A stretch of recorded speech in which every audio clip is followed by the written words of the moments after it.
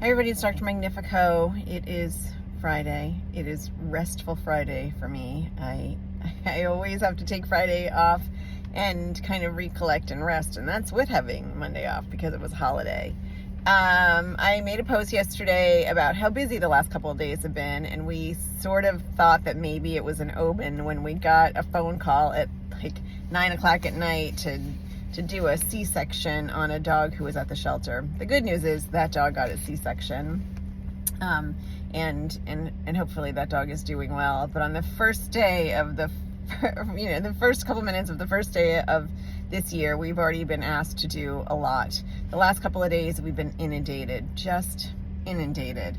I have had multiple clients people who have come in. These are not established clients. They've been to another vet, general practice, ER, didn't matter.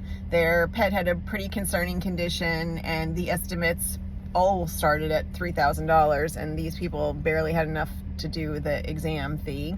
And the veterinarian, sometimes me, sometimes another vet, goes in the room. We see these people who are so emotionally devastated. We see this animal who is in such a bad shape. These are treatable things. This is not someone dying of cancer. And they come back to me and they say, what do we do? And I said, what are our choices, right? Can you go home at night and feel like you didn't help an animal who needed you when you have all the tools and the resources and the ability? I mean, how do you feel about that? And everybody looks at each other and they're like, yeah, that's why we're here. We're here to help these animals. I'm not looking to cast a finger back at the owners who don't have $3,000 in their bank account. I would guesstimate that most of the people listening to this do not have $3,000 in their bank account, or at least have access to it at 3 o'clock in the morning or in the middle of the night. This idea that and this has happened to multiple people, we send them home to go back and find the money when we know this animal's going to die. We had multiple animals this week who would have died in the next 6 hours if we hadn't intervened. And we did. And I feel really good about it. Am I a little worried that I've spent the first 4 days of the year and given away about $5,000 worth of stuff? Yeah, I'm a little worried. But if that's what happens, I can eat part of that cost. I can ask you guys out there to help, and you always come through. Like, I always have to take a leap of faith, and it always happens. And then I put it back on these people. They are going to help us pay it forward. They are each given a sheet that says, here's what the Good Samaritan Fund does. Here's how you can pitch in. Here's what your animal needs going forward so that hopefully nothing bad happens again. And I put it back on them. And then I'm going to ask them for favors. I'm going to call them back and I'm going to ask them for favors. All of these people with these block cats, because I'm getting a lot of block cats, they're going to help each other monitor the cats. If I have to send them home with the urinary catheter, I'm going to do that. But more than anything, for the block cats, if you go to the veterinary clinic and they tell you it's too expensive, at least remove some of the urine from the bladder. At least give that cat some time.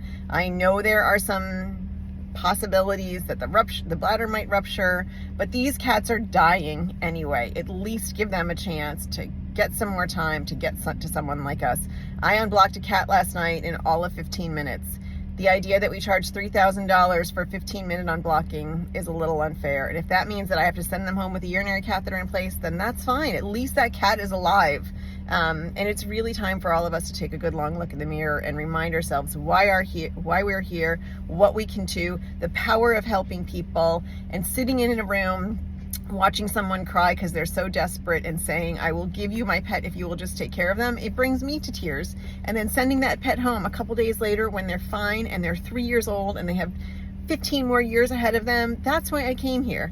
And if I have to pick sides, I'm always going to pick that animal side. And if I have to fight and push barriers and do things that other people think is unconscionable to save these animals' lives, then that's what I'm going to do. I didn't go to vet school to make corporate stockholders wealthy, or quite honestly, the rest of veterinarians who have figured out that if I can't put my heart out there because it might get broken and it might be vulnerable, so I'll just be here about the money, then I'm here to take to take the cases from them too, and to remind them that there is more than making money and sending them home to die or offering euthanasia. There's always more.